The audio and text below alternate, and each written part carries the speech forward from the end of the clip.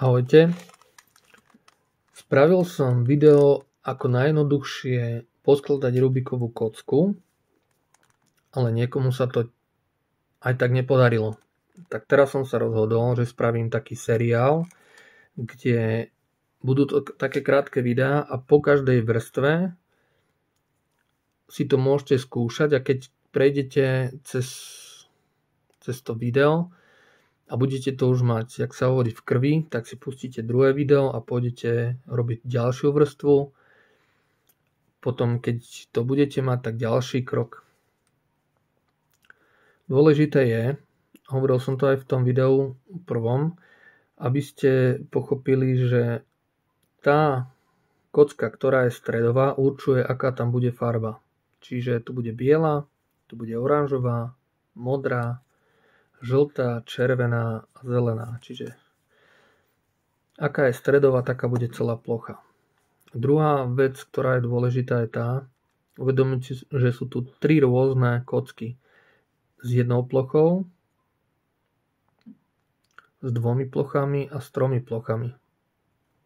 Tak nemôžete chcieť vymeniť túto kocku s touto alebo túto s touto. Tak a teraz sa pustíme na tú prvú vrstvu. Táto biela plocha. Je dôležité spraviť si najskôr kríž s tým, aby tu bol biely kríž a tieto farby spolu hrali. Čiže tu bude oranžová, biela, modrá, biela. Pochopíte za chvíľočku.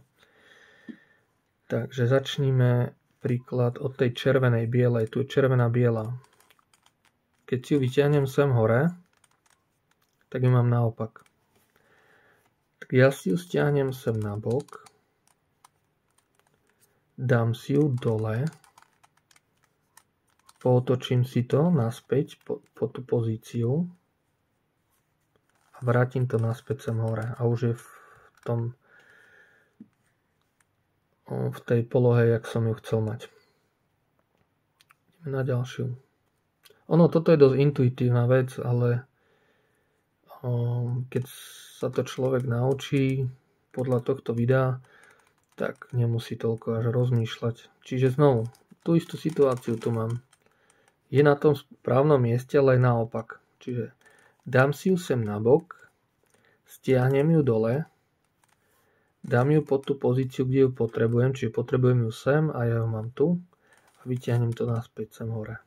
Áno, už je tam, jak má byť. Dobre, poďme na túto zelenú, bielu, pardon. Čiže tu, keď si ju vyťahnem, tak ju mám znovu naopak. V tomto prípade si to dám sem na bok, dám ju dole na spodok kocky, dám si ju na tú pozíciu, kde ju potrebujem, ale dole a toto vrátim naspäť. No, aby som si nepokázal to, čo som si už poskladal. A teraz len tento spodok vyťahnem hore. Dúfam, že to robím dosť pomaly. Modrá biela je teraz v tomto prípade jednoduchá, lebo si len vyťahnem sem hore. Tak a mám biely kríž s tým, že nám hrajú tieto farby. Ďalší krok je tieto rohové kocky. Čiže biela, modrá, oranžová. Nájdem si bielu a mám ju rovno tu. Mám ju bielu, modrú, oranžovú mám tu.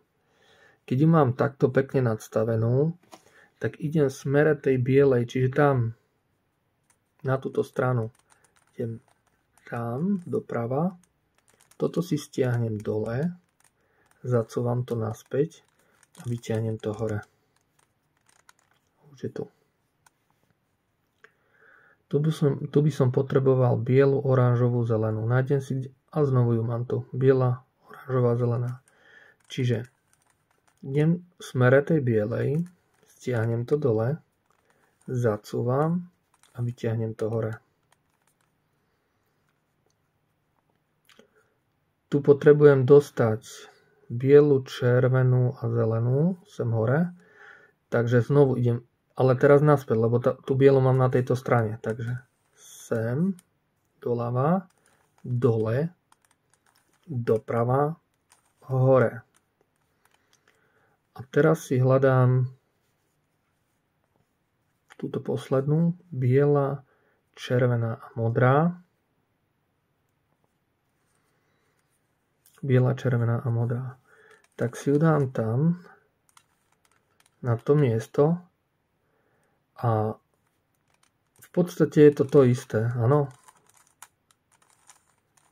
Ale ukážem vám, že ak by ste náhodou mali inak pootočenú kocku, že ju tam nedostanete, tak, alebo že ju máte naopak otočenú, lebo to sa môže stať, tak vám ukážem taký algoritmus, ale ukážem vám ho tak pomaličky, že ho pochopíte. Ona sa tá kocka tam bude za každým inak otáčať.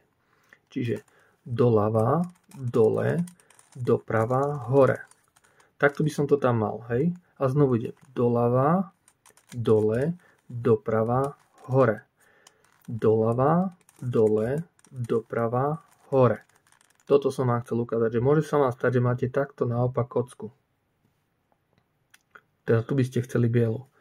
A teraz, keď budete opakovať ten algoritmus dookola, tak sa vám táto kocka za každým dostane sem hore a za každým bude inak pootočená, až kým vám sa tam nedostane tá biela hore. Čiže doľava, dole, doprava, hore.